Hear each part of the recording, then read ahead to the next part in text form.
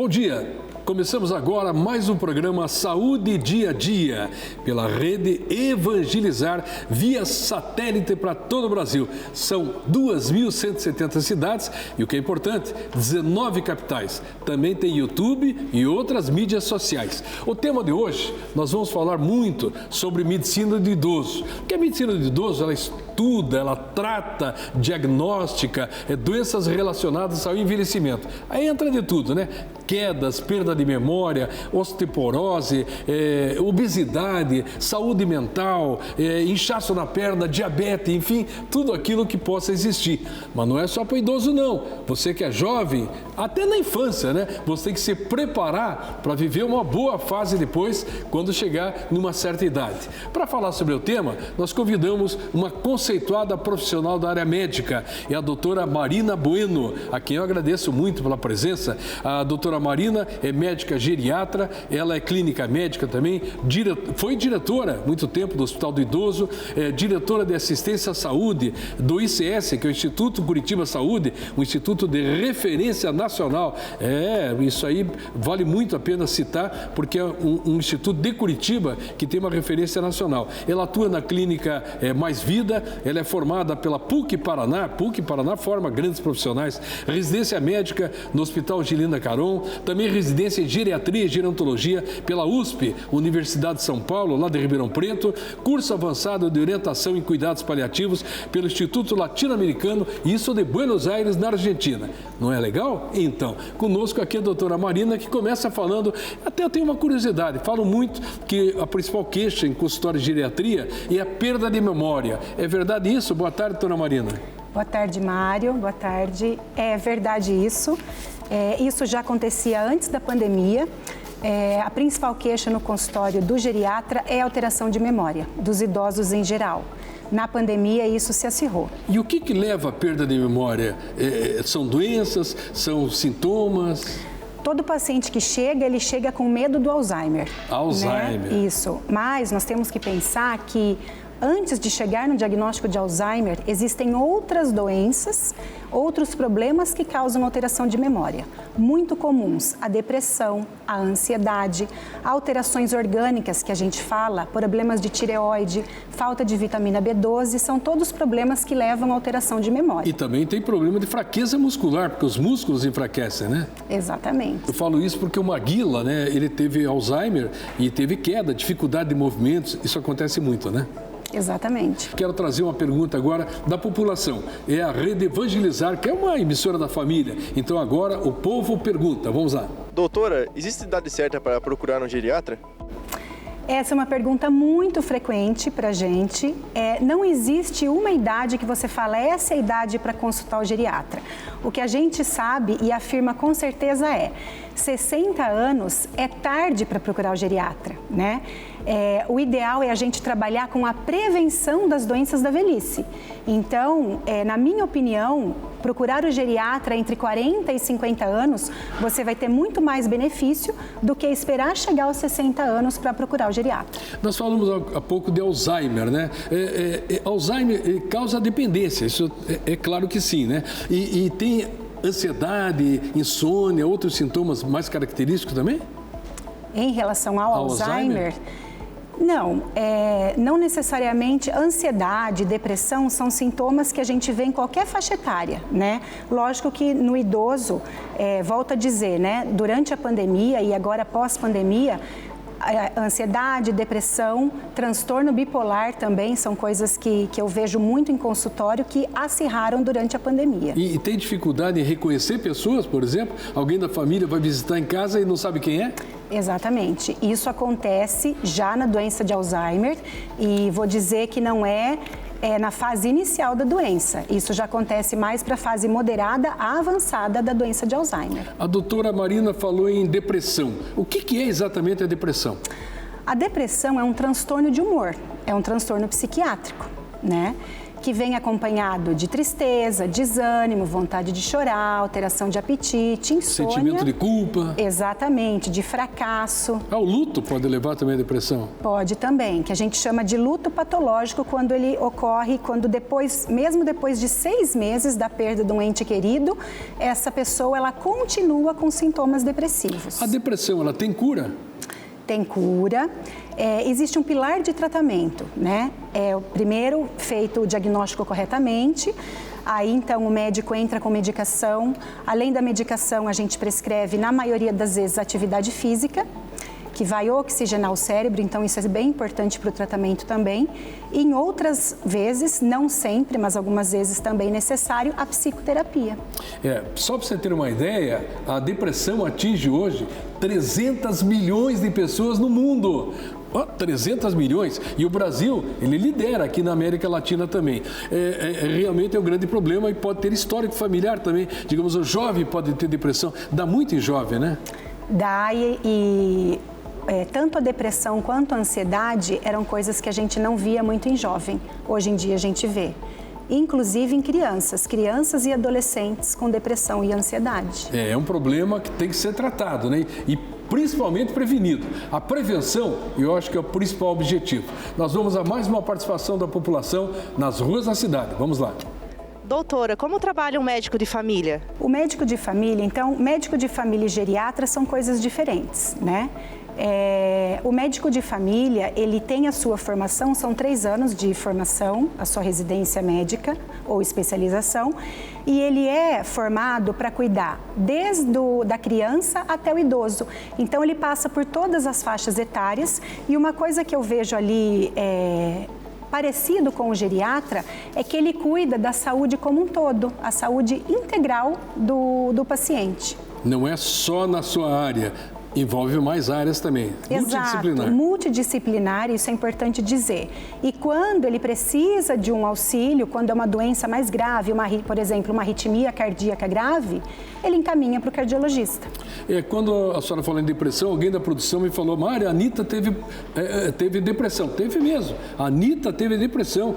Uma famosa, jovem, bem menina e com depressão. Paula Fernandes, que também cantora, teve depressão. Bruna Marquezine, atriz. Então, tem que tomar cuidado. Eu acho que é importante dizer para esses pacientes mais jovens, a gente acha que dá conta de tudo, né? É verdade. Então, essa vida muito estafada que a gente leva, né, muita correria, isso pode levar a um quadro depressivo também. Inclusive, jovens que estão em escola, idade escolar, porque aí a pressão dos pais de tirar nota boa, de não faltar aula, de acordar cedo, e isso leva à depressão também, né? Exato. E ansiedade também, né? A questão da ansiedade, mesmo eu sendo geriatra, eu sou mãe, né, de um menino de 6 anos, do Murilo, e eu acho importante falar, a gente está vendo hoje muito problema com a tela de iPad, de celular. Verdade. E relato de neuropediatra contando que esse excesso de uso da tela tem causado transtorno de comportamento,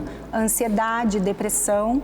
Fica o tempo todo ligado. Exatamente. Né? Então exatamente. Isso é bom alertar até as pessoas, né, famílias, né, que cuidem dos seus filhos, né, que esse negócio de celular, tem gente que fica fazendo aqueles joguinhos até de madrugada. Exato. Isso é muito perigoso. Falar em idoso, osteoporose. Por que ocorre a osteoporose? É o desgaste dos ossos, isso? Isso. A osteoporose é a perda da massa óssea. São inúmeros fatores, né? A alteração hormonal é uma deles, a má alimentação é outra, e isso com a idade vai acontecendo do osso ter o seu desgaste. Alguns fatores de risco, por exemplo, mulher, magra, branca, tabagista, uso de corticoide de longa data, certamente essa mulher vai ter osteoporose. E como que vai diagnosticar que ela está com osteoporose ou está iniciando? A osteoporose ela é diagnosticada com um exame chamado densitometria óssea. É muito fácil de ser feito o diagnóstico. E tem que fazer dieta daí?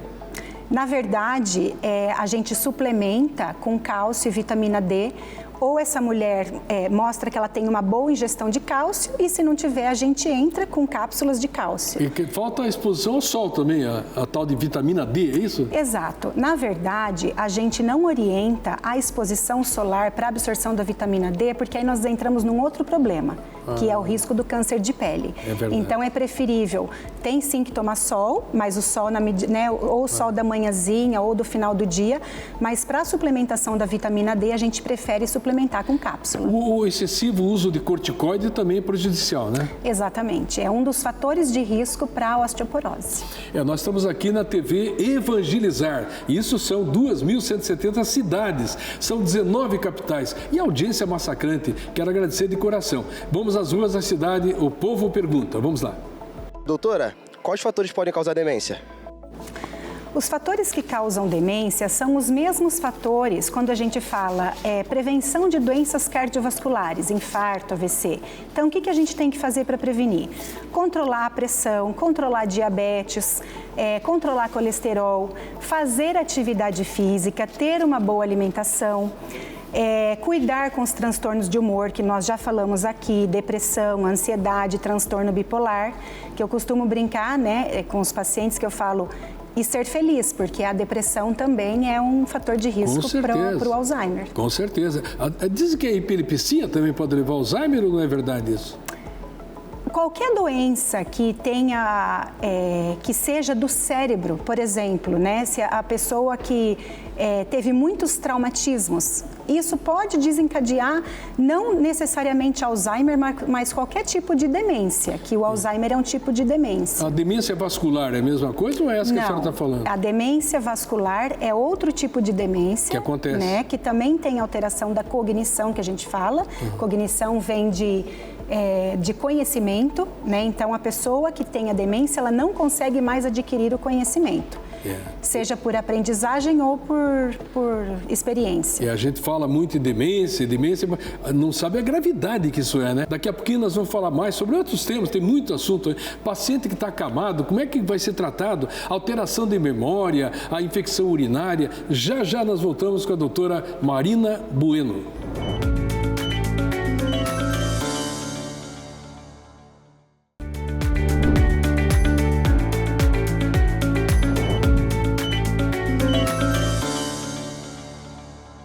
Estamos hoje falando sobre geriatria, idosos, envelhecimento, mas também infância e juventude para se cuidar, para chegar lá bem, com saúde, porque aqui é o Saúde Dia a Dia. Aliás, eu quero trazer agora uma intervenção direta do Rio de Janeiro. Conosco a Amanda Nunes. Vamos lá. Nutrição social é um campo da nutrição, onde nós profissionais criamos estratégias, visando a promoção, a segurança e a qualidade nutricional. Nosso objetivo é que todos, independente de raça, gênero e idade, tenham acesso permanente e regular a uma alimentação de qualidade, pois a alimentação é um pilar essencial para a saúde. Levando para o nosso público-alvo, que é o idoso, nós temos total cuidado em prestar assistência, mantendo um padrão equilibrado e uma alimentação adequada, sem comprometer outras necessidades.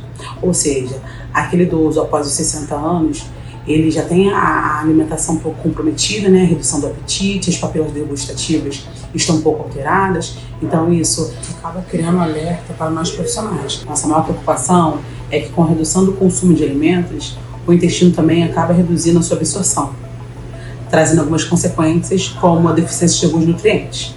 Então, sendo assim, nós sempre indicamos o consumo de frutas, legumes e verduras, vitaminas e minerais, para a prevenção e manutenção de algumas doenças. A regra é simples, né, gente? Aquele prato bem colorido sempre, com bastante variedades, com muito verde, muita cor, né? Evitar o consumo de refrigerantes, bebidas adoçadas, praticar atividade física e beber bastante água.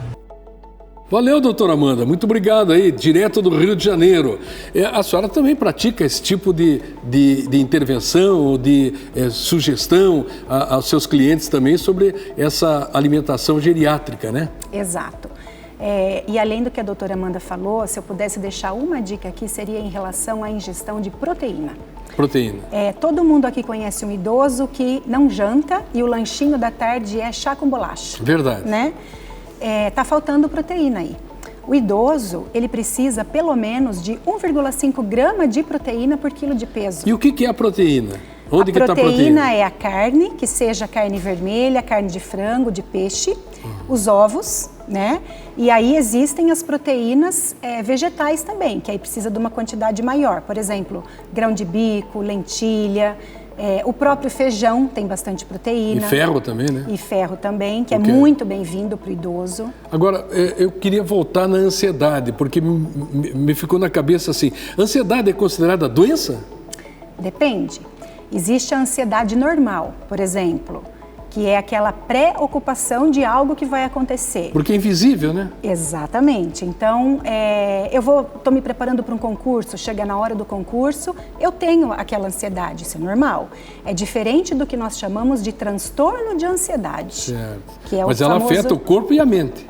Exatamente, porque é o problema mental, né? Quando ela é uma doença que a gente chama transtorno de ansiedade generalizada, a mente avisa através de sinais no corpo que a gente não está bem. É verdade. A sudorese, a dor de cabeça, a boca seca, vários sintomas que a gente pode ter por conta do transtorno de ansiedade. Tem uma atriz, a Thaís Versosa, né? Ela é casada com Michel Teló, que é um paranaense, cantor aqui do Paraná. Ela tem esse problema de ansiedade e ela tinha muita dor de cabeça e foi descobrir que era um processo de ansiedade. Aliás, são 260 milhões de pessoas no mundo com ansiedade. No Brasil, são 20 milhões. É muita coisa, né, doutora? Muita coisa. De novo, né? Durante a pandemia e pós-pandemia, que foi muito prejudicial aos idosos, apareceu muito no consultório. E falando um pouquinho de tratamento, é a mesma coisa da depressão. É um tripé de tratamento, né? Que às vezes a psicoterapia, sempre a medicação e sempre a atividade física. A insuficiência urinária, ela está ligada à geriatria? Muito, né? Também pode acontecer em qualquer idade, mas é extremamente comum no idoso. O jovem pode ter também? Pode ter também. Mas mais comum em idoso? Exato. 30% a 60% dos idosos podem ter o que a gente chama de incontinência urinária. Incontinência. Por que aparece? São vários os motivos. Um dos principais é por conta da parte muscular mesmo, né? Tanto dos músculos da bexiga, quanto dos músculos do períneo, que a gente chama, da parte pélvica. Aí mais comum na mulher do que no homem. Tem que avaliar, tem que fazer avaliação. Tem que avaliar, exatamente. Agora, tem como prevenir isso? Tem. Uma das coisas é a própria atividade física, né, o fortalecimento dessa região. O tabagismo, então, evitar o tabagismo, evitar a bebida alcoólica, uso excessivo de cafeína, são coisas que podem levar droga. Também, exatamente, que podem piorar. Eu falo isso porque o Michael Jackson, ele teve essa insuficiência urinária, teve durante muito tempo, até morreu com esse problema também. Michael Jackson, hein? A infecção urinária é de risco? Quando dá infecção, daí? Só se a gente considerar que é uma infecção urinária de repetição. De repetição. Uma coisa que dá para a gente pensar no caso do homem, a questão da próstata. A uretra, que é o canalzinho por onde passa o xixi, tem uma parte da uretra que passa dentro da próstata. Com a idade, a próstata aumenta de tamanho. Ela aumenta. Ela vai comprimindo a uretra. Isso predispõe à infecção de urina, né? É aquele idoso que chega no consultório se queixando que, doutora, eu faço xixi de gotinha e eu saio do banheiro, eu continuo com vontade de fazer xixi, aí volta para o banheiro. O ideal é o jato, né? Exatamente. Esse é o normal, comum, exatamente. Né? E aí vai diminuindo o jato por conta da próstata também. Esse também é um sinal de procurar o urologista. Então agora o povo pergunta, vamos lá. Doutora, Alzheimer está ligado à falta de memória? Está totalmente ligada à falta de memória, né? Mas não é... A gente se confunde porque, como eu falei, quem leva uma vida muito estafada, muito estressante, que pode ser muito mais novo, 30, 40 anos, e chega às vezes no consultório e fala, porque eu estou me esquecendo. Está esquecendo porque tem outros fatores envolvidos, claro, né? Mas a principal alteração na doença de Alzheimer é a alteração de memória. A ligação, eu sempre ligo o Alzheimer com demência, né? O que causa essa demência? O estresse causa isso? Pode ser regressivo isso ou não? Não. A demência, ela é uma doença neurodegenerativa, então ela é progressiva. Progressiva. Progressiva. Não tem cura. Não tem cura. Existem medicações que nós fazemos, faz tempo que não sai uma nova medicação. Ano passado ou retrasado teve uma liberação do FDA dos Estados Unidos para uma nova droga que custaria aí em média R$200 mil por ano. 200 mil por ano. Exato, mas que também caiu por terra, então, porque são medicações que a gente consegue protelar um pouquinho a evolução da doença, mas nada para se pensar em cura ou melhora do quadro. É um grande problema de risco, né? Exato, por isso que o melhor é a gente trabalhar a prevenção. Nós vamos às ruas da cidade, mais uma participação da população. O povo pergunta. Doutora, com mais idade a pessoa pode ficar mais agressiva? A agressividade, ela não tem a ver com a idade em si. Ela tem a ver com as doenças que acontecem com a idade. E aí a demência é uma delas e eu diria que é a principal. O próprio Alzheimer, existem perfis de doença. Existe aquele paciente que fica mais apático, aquele que você coloca ele sentado, ele fica, se não oferecer comida, não come, se não for levar para o banho, não toma banho. E existe do outro lado o paciente mais agressivo, né, com delírios e alucinações, que a gente chama. Esse paciente precisa ser controlado com antipsicótico. A memória de uma criança e a memória de um adulto são diferentes? Eu diria que, como a gente fala, né, a memória da criança, do adolescente, acho que por ter, vamos falar, menos informação ali, é muito mais fácil a aprendizagem do que da pessoa mais velha. Quer dizer, nesse caso, o excesso de informação pode prejudicar também. Exato. Leva à perda de memória. Uma memória deficiente, ela pode levar ao Alzheimer, por exemplo? Se a gente pensar que um dos fatores de risco do Alzheimer é a baixa escolaridade, é aquele cérebro que foi pouco trabalhado, né? É como a pessoa na academia, né? Então, a pessoa que tem mais reserva, ela pode chegar ao Alzheimer, mas demora mais para isso acontecer e demora mais para ser percebido também. Uma queda, uma fratura de crânio pode levar à perda de memória? A pessoa perder a memória? Pode. Qualquer alteração neurológica, nesse caso seria uma alteração orgânica, pode levar à perda de memória. Talvez que seja reversível, né? Ou em outros momentos até irreversível. E uma paciente assim com múltiplas comorbidades, é difícil o tratamento daí? Porque são várias especialidades aí que tem que estar em ação, né? Sim, é mais difícil o tratamento. Acontece muito em hospital isso, né? Exato. É mais difícil o tratamento nesse caso e é uma das indicações de se procurar o geriatra, né? Que se são múltiplas doenças, são múltiplas medicações. É um desafio. É um desafio. Aí entra o que a gente chama de polifarmácia, que é quando o paciente usa 4 medicações ou mais. Polifarmácia? Polifarmácia. Que vai acabar na farmácia. Existe uma coisa importante na geriatria, que a gente usa bastante, que é um termo chamado cascata iatrogênica. Talvez só o geriatra fale isso. Cascata iatrogênica. O que é isso? É quando a gente entra com uma medicação para o idoso por um sintoma que ele tem. Vamos colocar um diurético, né, para baixar a pressão, para controlar ali o edema. E aí ele começou com um efeito colateral por conta disso, tontura. Ao invés do geriatra pesquisar e saber que é um efeito colateral da primeira medicação, ele entra com outra medicação para controlar o efeito dessa primeira. E a hora que vê, ele está com várias medicações que ele não precisaria. Vai aumentando e vai prejudicando o quadro, Exatamente. Né? Aliás, o Covid pode levar a um quadro desse, de comorbidade, de múltiplas comorbidades? Covid, a gente está vendo aí, sair vários estudos até em relação à memória, né? Eu ouço muita gente, depois do Covid eu fiquei com alteração de memória. Tomei vacina e fiquei com problema de memória. Eu acho que é um pouco cedo ainda para a gente afirmar isso, né? Porque hoje eu ouvi que a unha está fraca por conta do Covid, então tudo é culpa do Covid. Tudo é Covid, Eu acho que é um pouco cedo para a gente afirmar de fato o que é, esperar um pouquinho, pelo menos um médio prazo para falar o que é ou não do Covid. Os estudos estão acontecendo, Exatamente. Né? Vamos às ruas da cidade. Mais uma vez, o povo pergunta. Vamos lá. Doutora, o Hospital do Idoso atende pelo SUS? O Hospital do Idoso atende 100% pelo SUS. Ele é um hospital que a gente fala não é porta aberta. Os pacientes que chegam ali chegam encaminhados de outros setores, principalmente das UPAs, né, das unidades de pronto atendimento, mas ele é 100% SUS. O que se entende por saúde mental? Medicamentos ajudam? Eu tenho usado bastante isso, eu falo que nós estamos doentes mentalmente. Verdade, né? Por conta de ansiedade, depressão, da vida estafada que a gente leva, briga no trânsito, ninguém tem paciência com nada. Então, novamente, é um conjunto, né? Eu posso sim usar medicação e na maioria das vezes ela ajuda, né?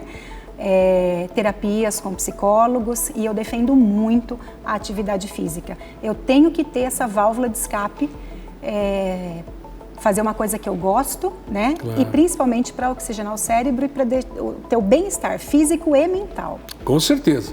Nós estamos com a TV Evangelizar. A Rede Evangelizar, ela tem mais de 2.000 cidades aí assistindo a gente. São 19 capitais, uma grande audiência. E eu estou aproveitando que nós estamos finalizando o programa e agradecer a você, telespectador. Muito obrigado, mas de coração. Porque eu tenho visto aí pelo YouTube, pelas visualizações, é impressionante a audiência dessa emissora. Muito obrigado pela sua participação e que Deus lhe proteja sempre. Amém. Obrigada pelo convite. Muito obrigado. Obrigado mais uma vez a você, telespectador. E no próximo sábado, 11 horas, marque lá a agenda, 11 horas, mais um Saúde Dia a Dia. Até lá.